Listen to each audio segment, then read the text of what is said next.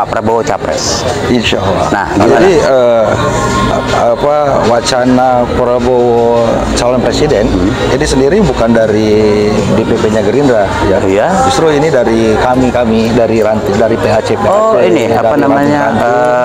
Yang bottom up. Ya, dari bottom up. Jadi aspirasi pembicaraan. Izin sambil ngerokok. Ya. Santai dong. Pembicaraan di antara kader, di antara masyarakat.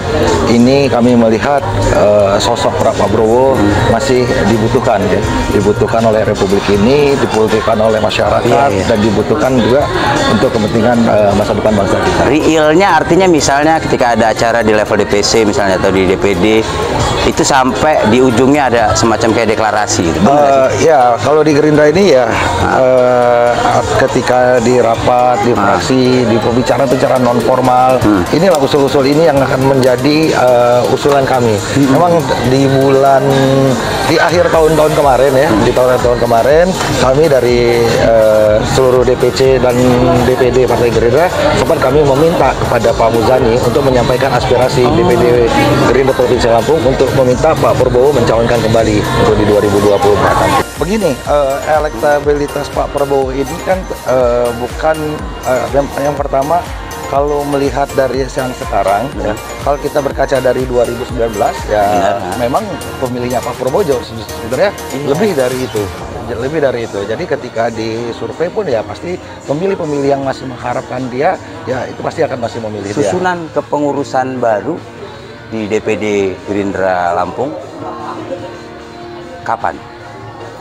Jadi memang beberapa bulan yang lalu, sekitar 2 bulan yang lalu, kami di DPD diinfokan bahwa dalam waktu dekat akan ada perombakan, ya, struktur DPD yang gunanya untuk lebih mempersiapkan diri dalam menghadapi Pilpres dan Pileg di. Oh iya, proses kan sudah mulai ya? Ya, karena melihat verifikasi segala macam. Karena melihat kebutuhan itu ke depan, maka akan dilakukan perombakan. Kami diinfokan seperti itu saja.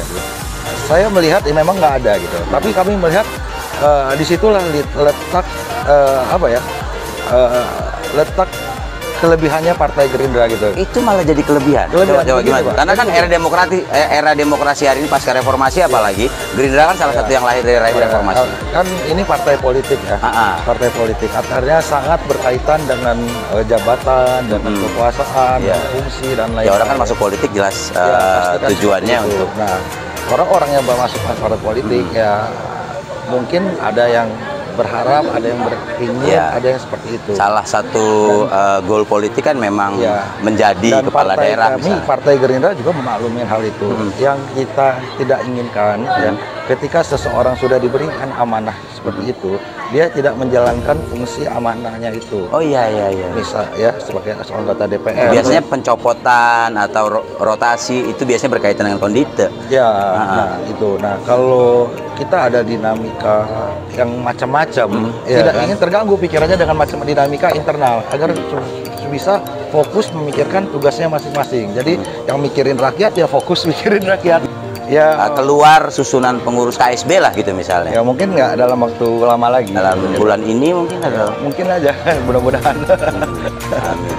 Ya pasti DPP ingin partai bisa bekerja efektif, lebih cepat bekerja efektif. Iya.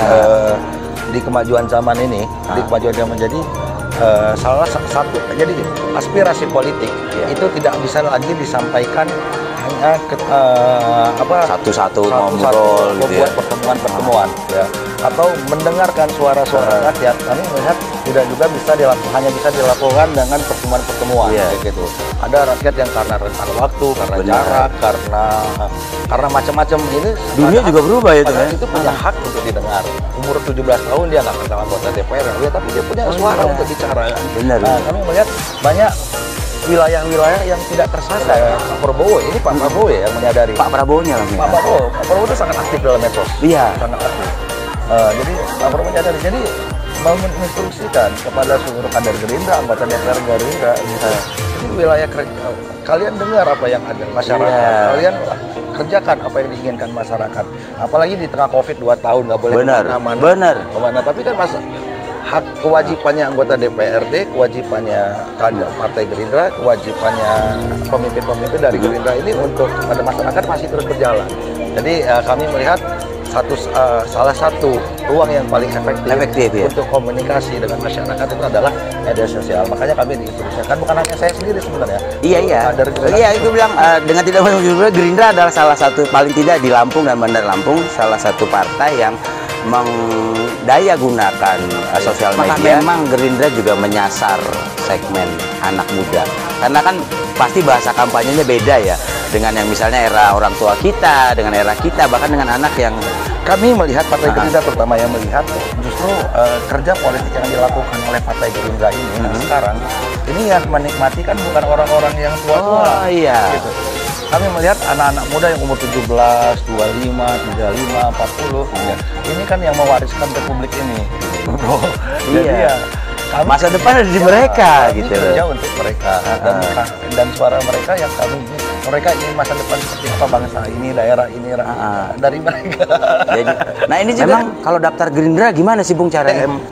Boleh. Apakah memang sekarang eranya politikus muda? Nah, saya melihat ya muda itu bukan ukuran. Oh iya, gitu. Umur bukan ukuran. Awal satu dekade kemarin mungkin masyarakat yang sudah puluhan tahun terpatri politikus itu tua, pemimpin itu tua. Gitu. Begitu muncul dibuka reformasi, anak-anak muda mungkin masih kaget. Saya melihat bukan hanya muda ya, tapi lebih kepada apa ya, keinginan ya, niat gitu. Kapasitas, pengalaman dan lain-lain itu yang lebih mau tua mau muda, selama dia seperti itu dia akan jadi baik. Dan yang tua juga saya melihat masya Allah luar biasa ya. Dan kita nggak bisa meninggalkan ya. Jadi yang senior itu memang masih sangat dibutuhkan dalam partai maupun dalam dunia lain. Tidak semua orang punya privilege seperti itu tuh. Iya. Nah maksudnya untuk mengencourage, karena kan katanya politik butuh orang baik. Iya. Jangan sampai karena barrier tertentu orang baik nggak masuk.